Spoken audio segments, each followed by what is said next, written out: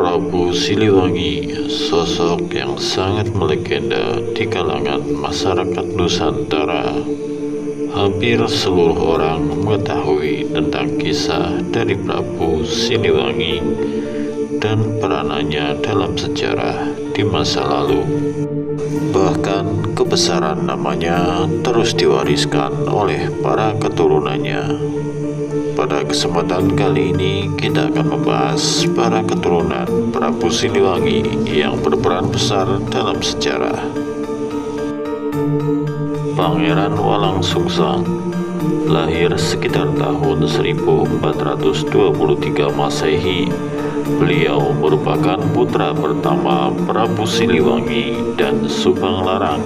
Kelak beliau dikenal sebagai pendiri Cirebon dan dikenal dengan Prabu Cakrabuana. Meskipun beliau merupakan putra tertua, namun beliau enggan dinobatkan sebagai putra mahkota Pajajaran karena lebih mengejar menimba ilmu demi dakwah dan menghindari perselisihan di antara keturunan Prabu Siliwangi lainnya. Karena itulah beliau lebih memilih menetap dan tinggal di Caruban, hingga beliau dikenal juga sebagai Kuwu Caruban. Nyimas Rara Santang lahir sekitar tahun 1426 Masehi, merupakan putri kedua Prabu Siliwangi dan Subanglarang. Ia mengikuti jejak sang kakak, bersama-sama menuntut ilmu kepada Syekh Nurjati di Cirebon, hingga bersama-sama menunaikan ibadah haji, dan kemudian bertemu dan menikah dengan Syarif Abdullah Umdatuddin, dan ikut bersama sang suami, hingga tidak kembali bersama sang kakak ke Cirebon. Dari pernikahan tersebut lahirlah Syarif Hidayatullah atau Sunan Gunung Jati. Raden Sangara lahir sekitar tahun 1429 Masehi, merupakan putra ketiga Prabu Siliwangi dan Subanglarang. Beliau lebih dikenal luas dengan nama Raden Kian Santang. Serupa dengan kedua saudaranya, beliau juga tidak tertarik dengan tahta Pajajaran. Beliau lebih memilih memperdalam ilmu agama demi mensiarkan agama Islam, khususnya di ruang lingkup Pajajaran. Dalam dakwahnya, beliau dikenal sebagai Syekh Rohmat Suci. Menurut beberapa sumber, beliau satu-satunya yang berhasil mendakwahkan Islam di wilayah inti Pajajaran, hingga ketika wafat beliau diberi gelar Sunan Pancer.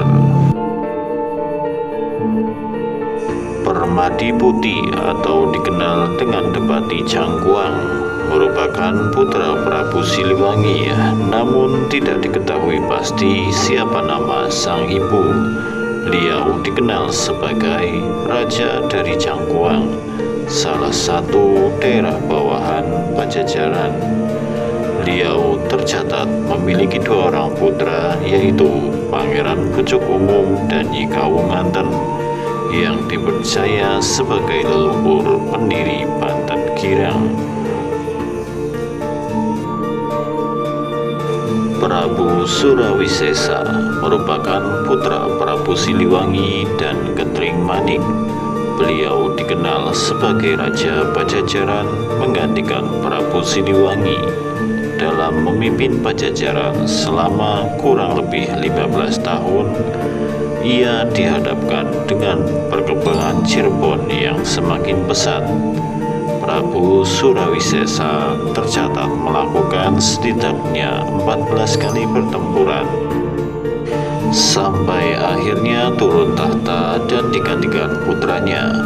Di masa pemerintahan Surawisesa inilah Pajajaran mulai kehilangan pengaruh, salah satunya dengan ditandai bergabungnya Sumedang dengan Cirebon.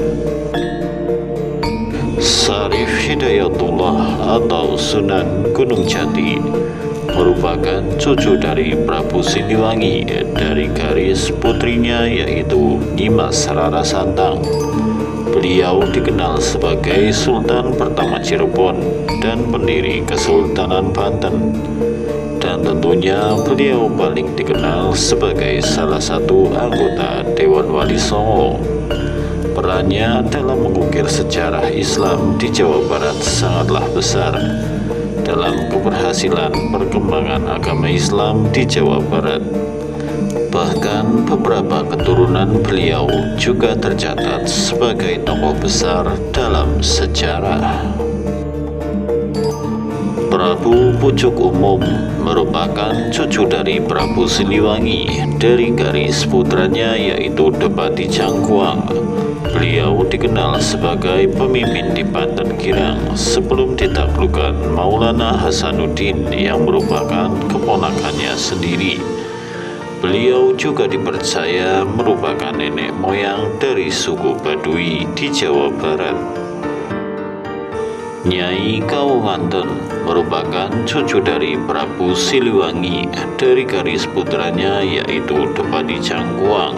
Beliau dikenal sebagai salah satu istri dari Sunan Gunung Jati dan ibu dari Pangeran Sabagingin atau Maulana Hasanuddin yang menjadi Sultan Banten pertama yang kelak akan mengukir dan berpengaruh dalam sejarah di Banten. Nyai Pakungwati merupakan cucu dari Prabu Siliwangi dari garis putranya yaitu Walang Sungsang. Ia juga dikenal sebagai salah satu istri dari Sunan Gunung Jati yang memiliki peran besar dalam dakwah di Cirebon. Pakungwati jika diartikan dalam bahasa Indonesia memiliki makna dan arti yang unik. Pakungwati berarti udang betina. Maulana Hasanuddin merupakan cicit Prabu Siliwangi. Kedua tuanya merupakan sama-sama cucu dari Prabu Siliwangi, yaitu Sunan Gunung Jati dan Nyi Kauwanten. Maulana Hasanuddin dikenal sebagai Sultan Banten pertama yang memimpin Banten atas perintah dari sang ayah, yaitu Sunan Gunung Jati. Demikianlah beberapa keturunan Prabu Siliwangi yang memiliki nama besar dan dikenang hingga kini. Jika ada kesalahan dan kekurangan, mohon dimaafkan. Sampai bertemu lagi.